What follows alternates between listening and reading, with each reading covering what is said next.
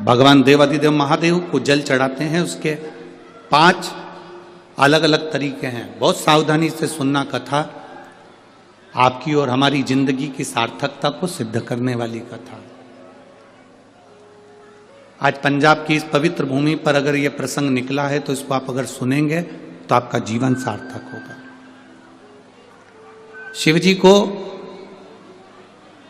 5 तरह से जल चढ़ाने का तरीका है।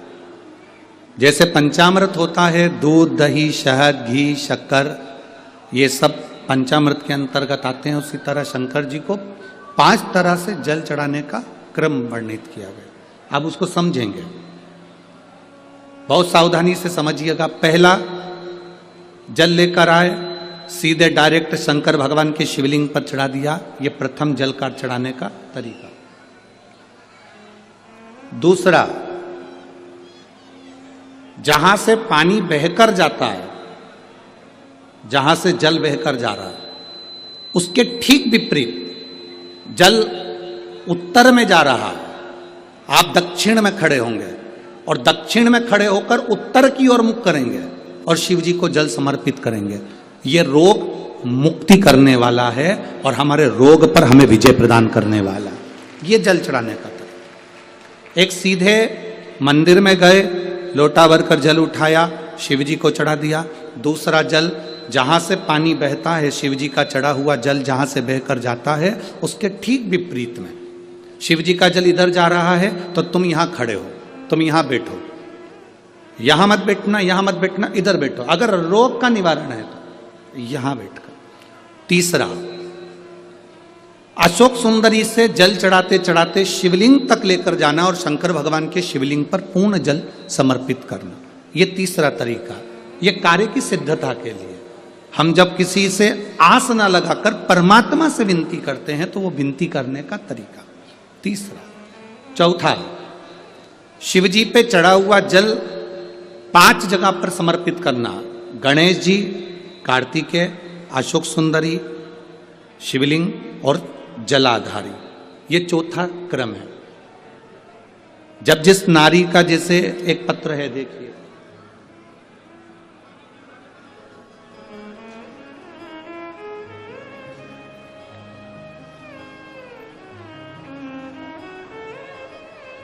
मेरा नाम मोनिका है, मेरे पति का नाम संजय सिंह है।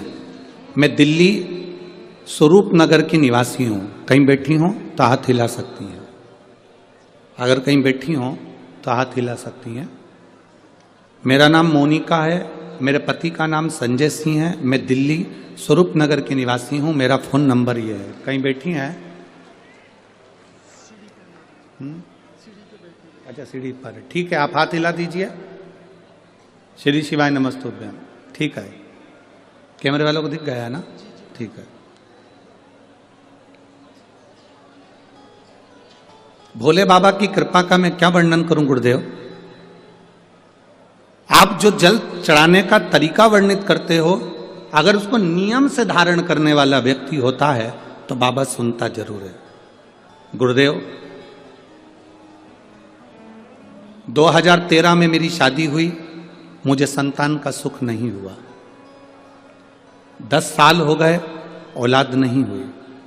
दिल्ली का एक एक हॉस्पिटल जिसको हम दिखा सकते थे, अच्छे से अच्छा डॉक्टर जिससे हम जांच करा सकते थे, उसके अनुसार हमारे को संतान का सुख नहीं था।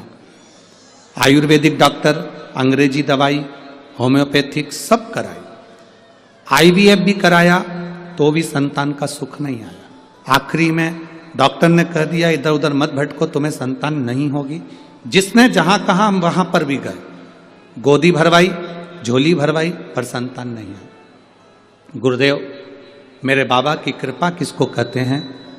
आपने बेलपत्री के वृक्ष के नीचे जल चढ़ाना, उसमें से जल बचाकर शिव जी को समर्पित करना, सफेद आंकड़े की जड़ का प्रयोग करना, ये बताया था। और मेरे बाबा की कृपा से मेरा गर्भ ठेरा। मेरे बाबा ने मुझे आज 10 साल के बाद औलाद दी है। मैं उसको यहाँ प्रणाम कराने के लिए लेकर आई हूँ, उसको नमन कराने के लिए लाई। बच्चा लाए हैं क्या साथ में? बाबू को लाए हैं क्या? नहीं लाए? ठीक है, मैं प्रणाम करने के लिए लाई हूँ। गुरुदेव, बाबा बाबा है। बैठिए बहन, शिव तत्व है। एक जल चढ़ाने का तरीका, शिव जी को हम जो जल चढ़ाते हैं उसका एक तरीका भी हमारी जिंदगी में अगर हमने उसको स्मरण में रख लिया तो हमारी कार्य की सिद्धता को सिद्ध कर देता, हमें सफलता की ओर लेकर चले जाता है। सीधे जल चढ़ाना, दक्षिण में बैठकर उत्तर की ओर मुख कर कर जल चढ़ाना, अशोक सुंदरी से लेकर शिवलिंग तक जल चढ़ाना, 5 स्थान पर गणेश, कार्तिकेय, अशोक सुंदरी, जलाधारी, शिवलिंग पर जल चढ़ाना 5 स्थान पर, ये चौथे नंबर का। और 5वां जल समर्पित करना,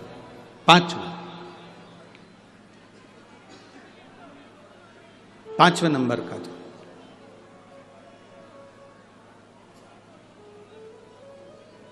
शिव जी को 5म नंबर का जो जल आता है, जो जलाधारी है, ऊपर जिसमें पानी भरा रहता है और नीचे एक एक बूंद टपकता रहता, जलाधारी में जल समर्पित कर कर उसी जल को बचाकर अशोक सुंदरी वाली जगह पर थोड़ा सा चढ़ाकर उसी में से जल शिवलिंग पर जब हम समर्पित करते हैं तो हम जिस कार्य के लिए जा रहे हैं वो कार्य सफल होता है।